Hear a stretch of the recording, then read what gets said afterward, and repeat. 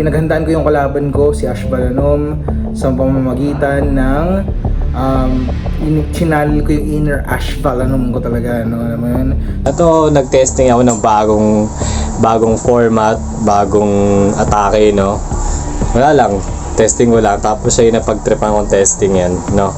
I try to put myself in his shoes, kung ano siya, kung sino siya, and yung mga limitasyon niya, and yun yung ginamit kong material or formula para sa battle na to. Basta, panoorin nyo na lang, tapos check nyo yung damit ko, pare, Ash Balanom. Yo, yo, yo!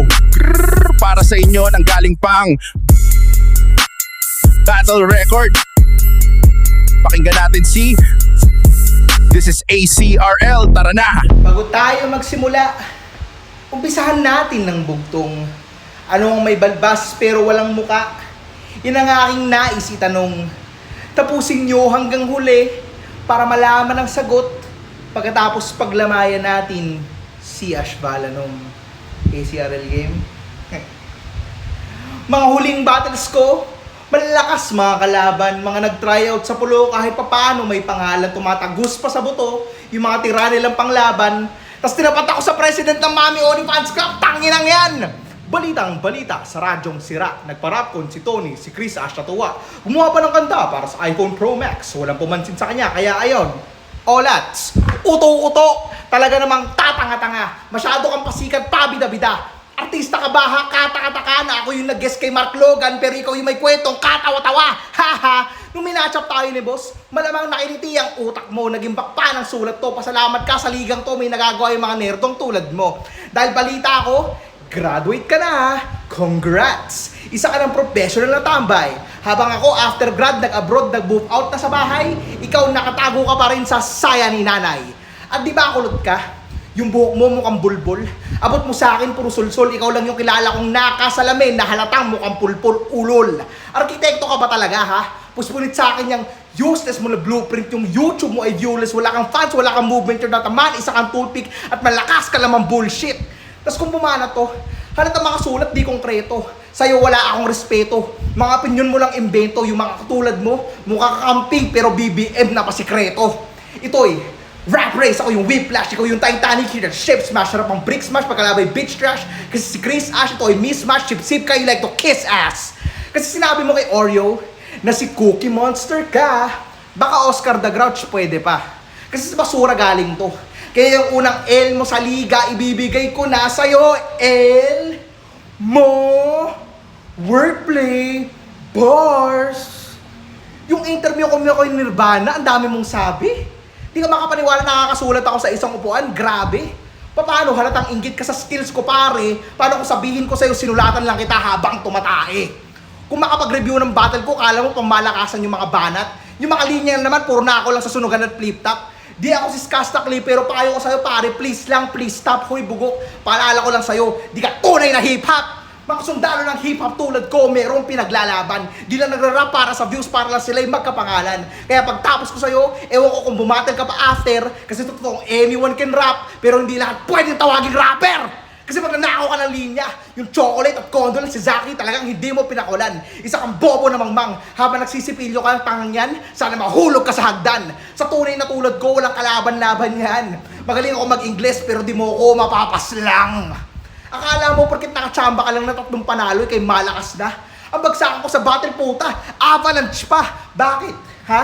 Napatunayan mo na ba sa tunay na buhay na may bayag ka? Kapag hinamon ba kita sa freestyle battle o suntukan, papalag ka? Ha? Kasi songwriter ako. Kaya pag ako humukay, malafranco, mga moves ko, napagsargo, tsaklamon ka, nasa barko, tinaob ko nga yung general. Ano pa kaya tong inutil na walang ranggo? Sa lahat ng mga laban, yung mga tira mo, bugok. Sarap mo para upakan, wasak ng 2-0 mo. Pasabog ko pang Lolo Thunder, sa'yo lang kay Piccolo. Ikaw yung may bala sa pangalan, pero pangalan di putok. Tapos napipikon pa to. Pag may hatak sa comment section na tropa yung kalaban, ano, gine-gatekeep mo yung liga para ikaw lang may pagpangalan? Sa liga wala kang respeto, ito'y napansit na laman. Palabasa, bitter ka sa amin kasi wala kang tunay na kaibigan. Poser! Sa YouTube, yung mga battles ang hilig mo nagatasan. Di na para magbaliktaran, sarap mo siguro na tagasan. Tapos pagdating sa YouTube, puro review. Dami pang kinukuda. Ako nga, monetize yung channel ko eh. Di ko yan ginagawa. 3 minuto lang kaya mong isulat at kung lalagpas ka sa 5, pinutunayan mong lahat sa amin kung gaano ka katanga. Predictable. Todo research to ng mga videos ko para sa mga bara niya na nonsense. Habang ako pumapaldo, nangungulekta lang ng AdSense. Oo, todo stock to sa Sokmed ko. Huli ka, ginagawa mo yan na habit. Salamat sa mga views mo, gago. May pagdagdag na ako sa budget. Alam ko, may team na balak mo. Nag-iipon ka ng battles para makuha lang yung belt. Alaga mo yung standing mo kahit alam mo sa akin ikaw ay tagilid. Sinusubukan mo kung unahan kaya may 2 battles sa iisang event. Remind lang kita, payatot. Don't chew what you can swallow kasi baka ka mag-regret. At ang sagot ko sa bugtong na hindi ko matiis, walang iba kundi mais. Mais kasi coorde bumano to si Chris Ash. Wala ka lang mukhang maihaharap pa after this match. Sa wakas, Chris Ash, tapos ka na sa laban. Guhitan mo ng pula sarili mong pangalan kasi ikaw yung graphic designer, di ba? Exposed ang kahinaan, kita nyo na kung gaano siya ka-weak. Brock Lesnar kay Undertaker, winasa ko na yung streak. Freestyle. Para sa'yo, pare.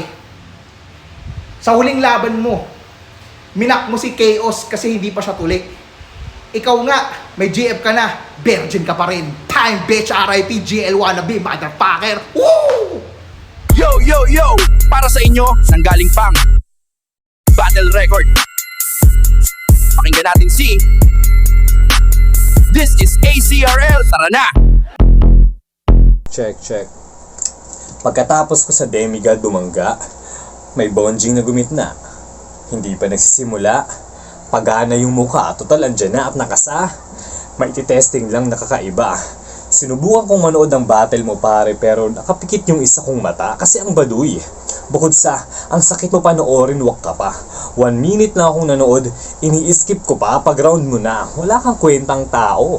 Bakit ka ba ganyan? Pakikinig sa'yo parang nung pinanganak ka. Pahirapan, ngayon nagkasubukan. Ayoko sana na gamitin mga matatalim kong written. Pero pag ganitong klase yung kalaban, hindi pwedeng dilaitin kasi ikaw yung nauna. Yung mga linya mo kay Crazy Punch, grabe matindi. Nilait yung pagiging maikling dila, parang yung leeg niya, hindi. Wala kang leeg. Pakitandaan, hindi ka pwedeng i-choke slam. Pero pwedeng ibalibag sa court. Total, kamukha mo si Long Bomb, ain't gonna play dumb. Ganyan man lait ng may sining. Creative pa rin at merong meaning. Kung tingin mo sa atin, ikaw masik, pues mali ka ng feeling. Hindi porket naka-high ceiling yung bahay nyo nakakaangat ka na. Masusubok lang yung kisame nyo kapag binigti kita. Feeling mataas na kapag abroad na kasi. Eh di wow, mayaman ka lang. Nasa pasarapan na raw siya ng buhay, kaya yung mga nasa laylayan, mga maihinang nilalang. Habang nasa US ka, nagpapalamig. Kami dito, kumakayod. Pagapang, kung di mo naranasan, huwag mong apakan. Wala ka sa lugar magyabang. Successful sa totoong buhay. Asensado talaga.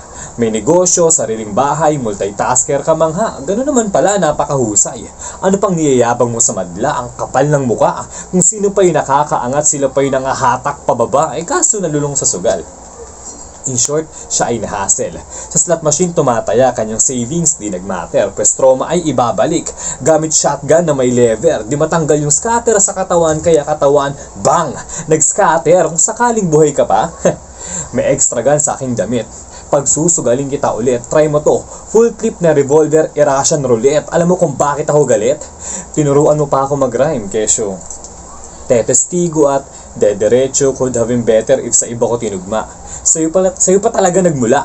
Mas marunong ka pala eh, ba't di ikaw yung gumawa? Eh kasi nga, tinugma mo yung ultimate sa kalumpet.